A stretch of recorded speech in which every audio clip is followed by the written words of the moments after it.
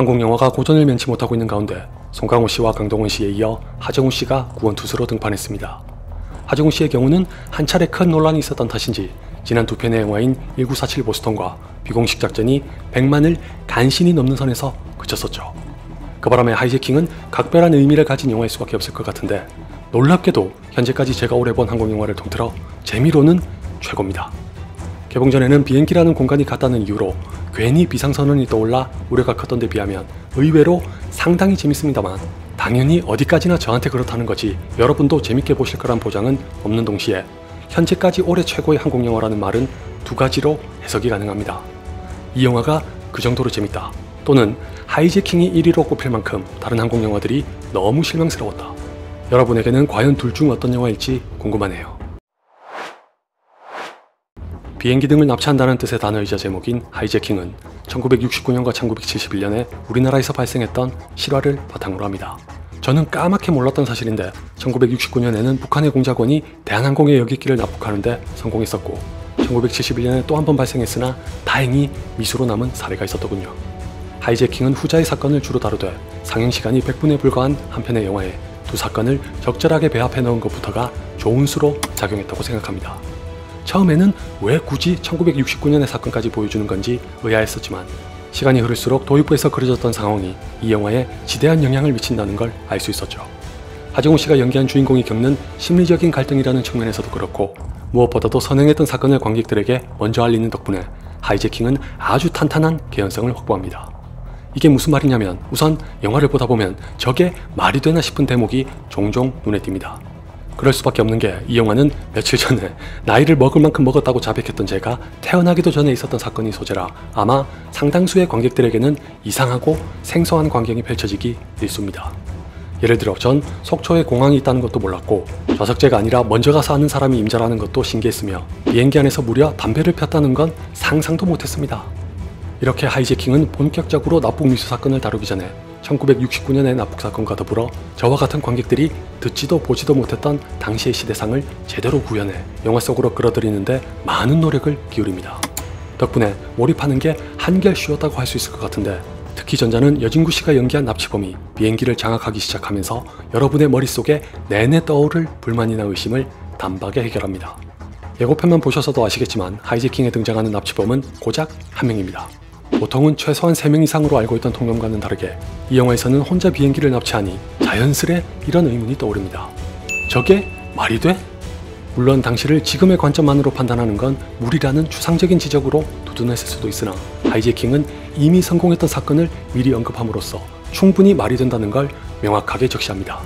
무모할지언정 단순히 제가 미쳐서 벌인 터무니없는 짓은 아니란 걸 선례로 보여준 셈이죠.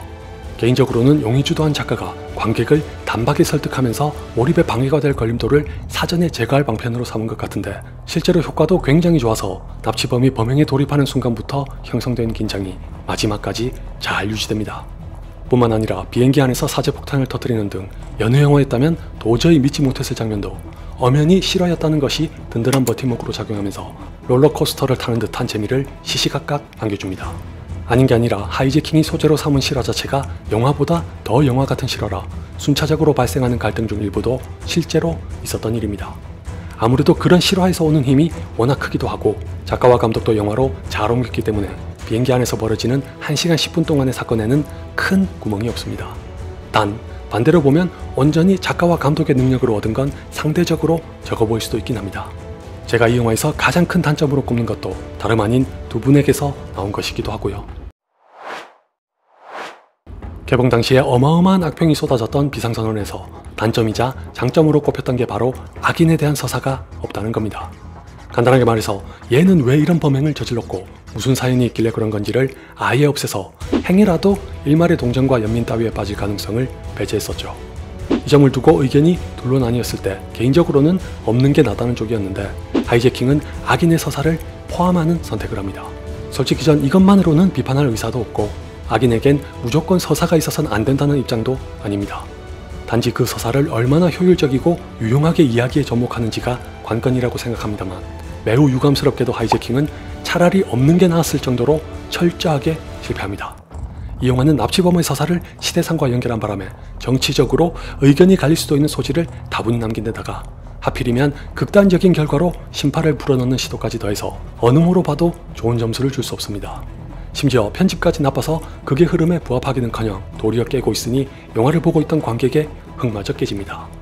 아마 제가 현재까지 올해 최고의 한국 영화라고 한 말에 대해 절대적으로 반기를 드시는 분들께서 계시다면 대다수는 이 문제를 꼬집으실지도 모릅니다. 천만다행히도 그렇다고 해서 하이제킹이 한국 영화 특유의 고질병인 심파로 점철된 건 결코 아닙니다. 맹세컨대 만약 그랬다면 저런 칭찬을 하진 않았을 겁니다.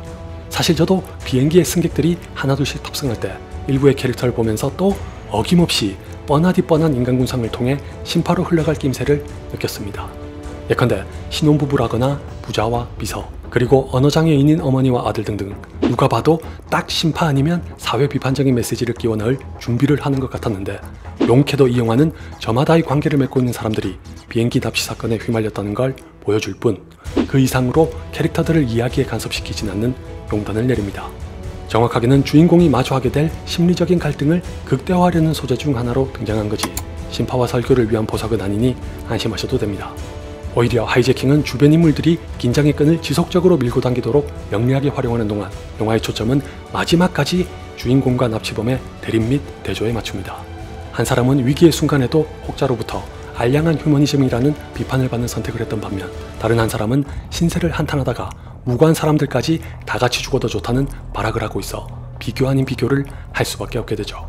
그럼에도 불구하고 하이제킹은 납치범의 서사만 제외하면 전반적으로 담백하고 괜히 다른 길로 눈을 돌려서 집중력을 해치는 짓을 하지 않아 재밌는 영화입니다. 딱 하나 더 걸리는 게 있다면 어쩌면 납치범의 서사 이상으로 손가락질을 받게 될 수도 있는 장면이 있다는 겁니다. 제 기억으로는 비상선언에서 일본이 했던 것보다 더 심한 묘사가 실화와는 다르게 담겨있는 탓에 저조차도 아무리 극적인 연출을 위해서라지만 좀 과했던 게 아닌가 합니다.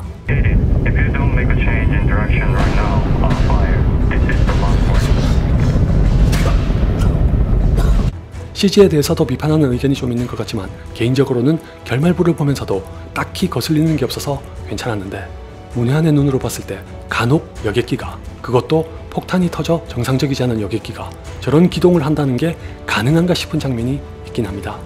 그거야 뭐 말 그대로 제가 문외한이라서 가지는 의문일 수도 있으니 더 잘하시는 분들께 맡기고 하정우 씨와 여진구 씨의 연기는 진심으로 박수를 보냅니다. 각본과 연출이 좋은 선택을 해서 유머를 거의 없앤 와중에 시종일관 진지하고 무겁게 연기한 두 배우는 칭찬이 전혀 아깝지 않습니다. 더욱이 여진구 씨는 연기 인생 최초로 악역을 맡은 것 치고는 아주 잘해서 미래가 더더욱 기대됩니다.